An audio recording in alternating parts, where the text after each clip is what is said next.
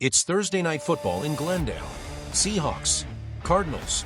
Who's committing sportsbook robbery with me?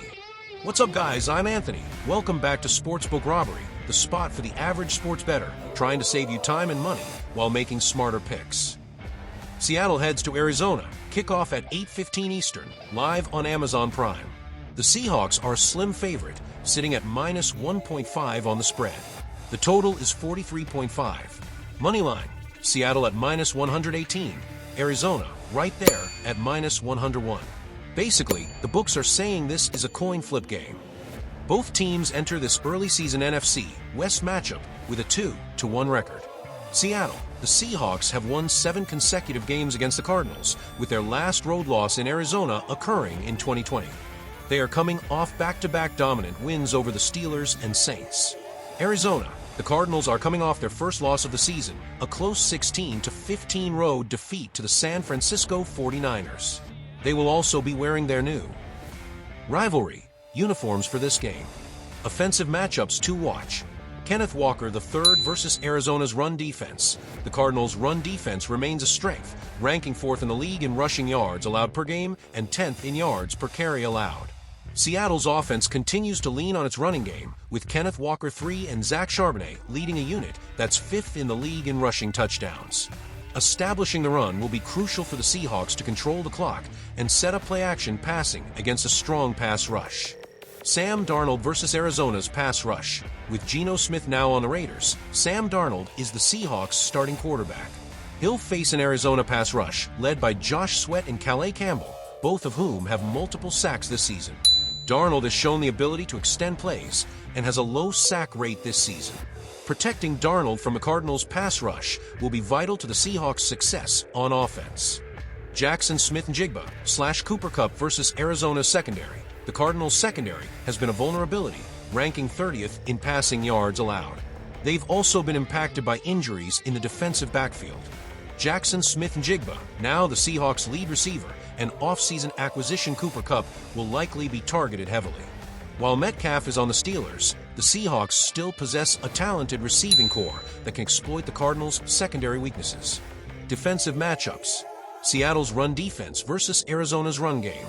The Seahawks' stout run defense, ranked 7th in the league in rushing yards allowed per game and 3rd in yards per carry allowed, will be tested by the Cardinals' ground attack. Arizona's run game has struggled this season, ranking 31st in success rate. Rookie running back Trey Benson is expected to make his first start for the Cardinals, and the Seahawks front 7 will look to capitalize on his inexperience. Injury updates. Seahawks. Cornerback Devin Witherspoon and safety Julian Love are expected to play after being sidelined last week. Josh Jones' ankle and Robbie Ute's ankle are out, and Nick Emenwari ankle is doubtful. Running back Zach Charbonnet foot, guard Anthony Bradford back, and linebacker Boy Mafe toe are questionable, but Charbonnet and Mafe were full participants in practice on Wednesday. Brady Russell is expected to fill in at fullback for Utes. Injuries on the Cardinals. Wide receiver Zay Jones' concussion has been ruled out. Cornerback Will Johnson groin is doubtful. 6 players are questionable.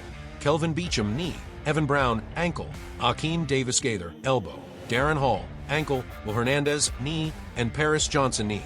James Conner is out for the season with a foot injury, with Trey Benson expected to fill in at running back. Let's break down a few more player props you can look at. First up, Emari Demercado, rushing yards over 13.5. With injuries ahead of him, he's now the RB2. That means more touches, and even in a committee, this line feels low enough that a handful of carries could cash it. Keep an eye on his early usage. If he's in the mix right away, I like this spot. Next, Kyler Murray, rushing attempts over 5.5. I love the value here. On Fanduel, it's sitting at minus 114 compared to minus 142 on DraftKings. That's a huge difference. And we know how Kyler plays against a tough defense. He gets flushed out, and those scrambles add up quick. If his O-line struggles, this number can hit early. And finally, A.J. Barner, longest reception over 11.5. He's not heavily targeted overall, but he's cleared this in 2 of 3 games. All it takes is one big catch. Against a softer secondary, I think he's got a good shot to break a play past the line. Overall, it comes down to matchups, injuries, and value. Demercado gets a bigger role thanks to injury. Kyler benefits from defensive pressure. Barner faces a weak secondary. And as always, shop the odds. That Fanduel versus DraftKings difference on Murray is a perfect example of finding the edge. And that's going to do it for this one. I'm trying out some new things with these videos, so your feedback would mean a lot. Drop a comment, let me know what you think, and as always, I'm here if you need me. Sportsbook Robbery.